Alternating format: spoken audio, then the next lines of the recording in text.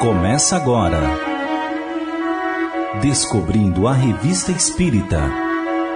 Os fatos, os fenômenos, as análises que auxiliaram Allan Kardec a consolidar os alicerces do Espiritismo. Descobrindo a Revista Espírita. Pesquisa e apresentação, Luiz Armando de Freitas Ferreira. Conselhos estapafúrdios, revelações espantosas, opiniões intrigantes tornam-se comum em trabalhos práticos ou literários que circulam no meio espírita ou não atualmente.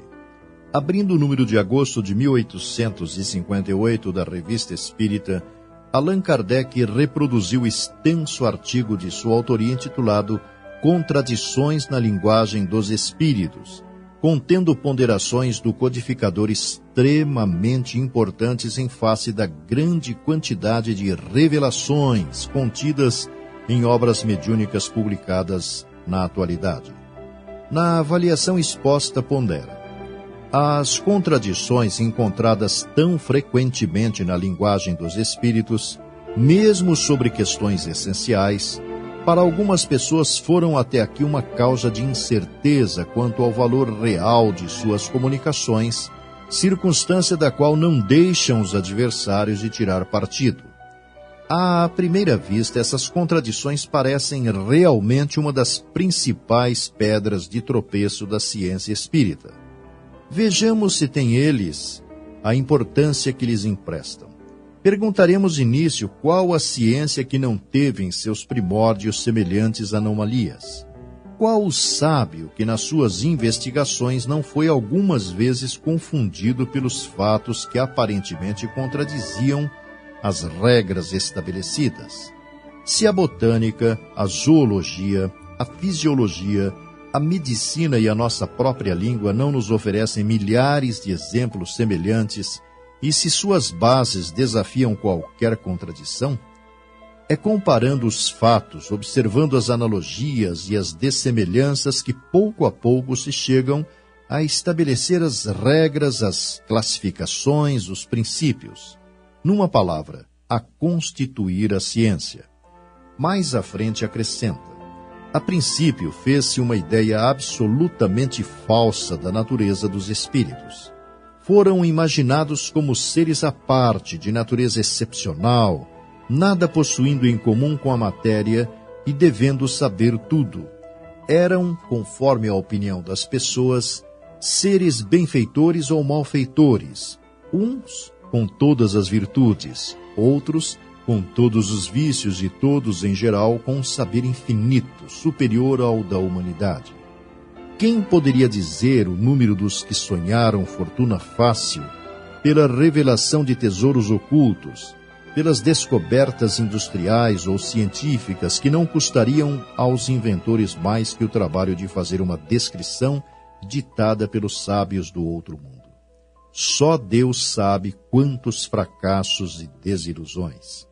Quantas pretensas receitas, cada qual mais ridícula, não foram dadas pelos charlatões do mundo invisível. Conhecemos alguém que pediu uma receita infalível para pintar os cabelos.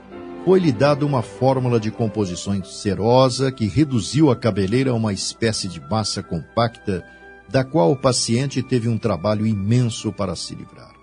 A escala espírita traçada pelos próprios espíritos e conforme a observação dos fatos, dá-nos a chave de todas as anomalias aparentes da linguagem dos espíritos.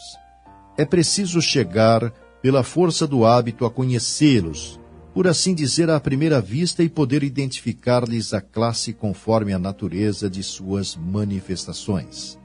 Esclarece que os espíritos sérios não se contradizem nunca. Sua linguagem é sempre a mesma, com as mesmas pessoas.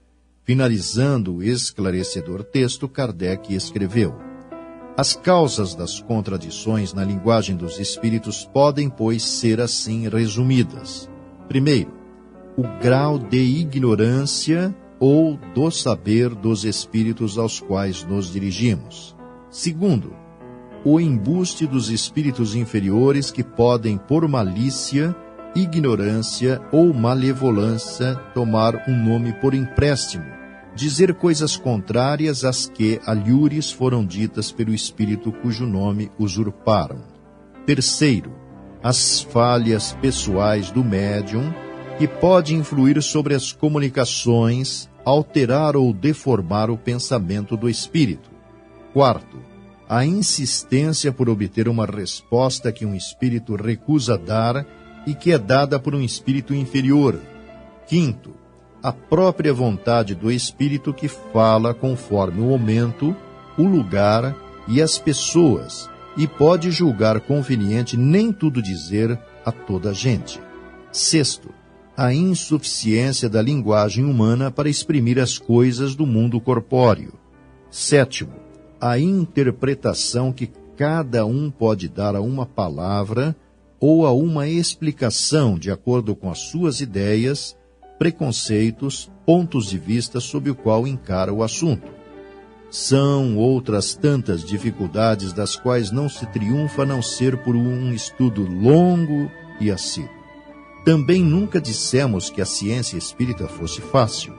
O observador sério, que tudo aprofunda maduramente, com paciência e perseverança, aprende uma porção de nuances delicadas que escapam ao observador superficial.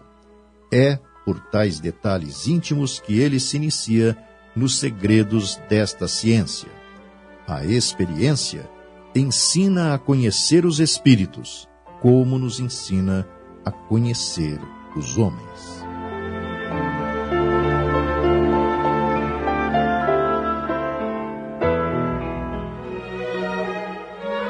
Você ouviu Descobrindo a Revista Espírita. Pesquisa e apresentação, Luiz Armando de Freitas Ferreira.